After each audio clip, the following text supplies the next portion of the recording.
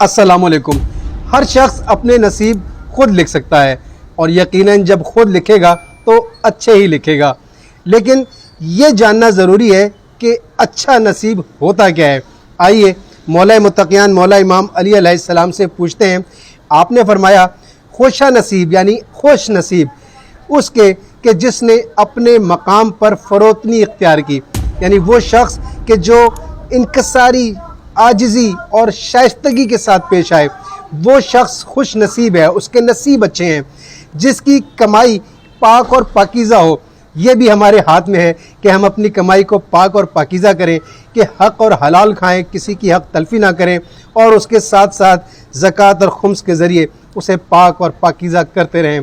उसके बाद आप फरमाते हैं कि नीयत नेक और खसलत व आदत पसंदीदा रहे, यानी वो शख्स ऐसा हो कि उसकी नीयत हर काम में साफ़ हो, खालिस हो, मुखलिस हो, दूसरों के लिए बेहतरी के लिए हो, उसकी आदतें और उसकी खसलतें अच्छी हों, लोग उसको पसंद करते हों, और ये सब इंसान के अपने हाथ में है।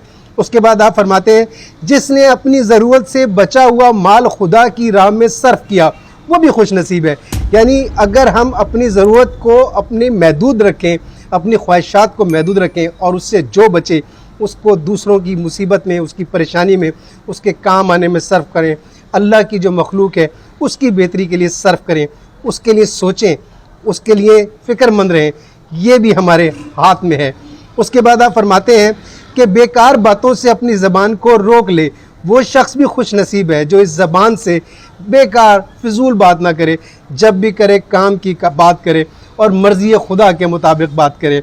फिर आपने फरमाया कि मर्दम आज़ारी से किनारा कश रहे, यानी किसी को आज़ार ना पहुँचाए, तकलीफ़ ना पहुँचाए, इंसानों को तकलीफ़ में ना डाले, उनको मुश्किलात उनके लिए पैदा ना करे, आसानियाँ पैदा करे, ये भी इंसान के हाथ में है। मौला फरमाते हैं ऐसा करने वाला भी खुश नसीब है। फिर आपने फरमाया कि सुन्नत उसे नागवार ना हो, यानी वो जो भी काम सुन्नतें हैं वो करने में वो कोई नागवारी महसूस ना करता हो, कोई बोझ ना समझता हो, उसे अच्छा और मोहब्बत के साथ उसको अदा करता हो, दिल से अदा करता हो, ऐसा शख्स भी खुश नसीब है। फिर उसके बाद आपने फरमाया कि और बिद्दत की तरफ मंसूब ना हुआ हो, ऐसा शख्स कि वो तमाम काम जो सुन्नत के नहीं हैं, वो ऐसे काम अगर दुनिया में होते हों और उन्हें किसी तरह से दीन का नाम या दीन की तरह का कोई उसको कुछ शबाहत दी गई हो तो वो उससे ख़ुद को दूर रखे, तो ऐसा शख्स भी खुश नसीब है। और ये तमाम काम इंसान खुद करके अपने नसीब लिख सकता है। शुक्रिया।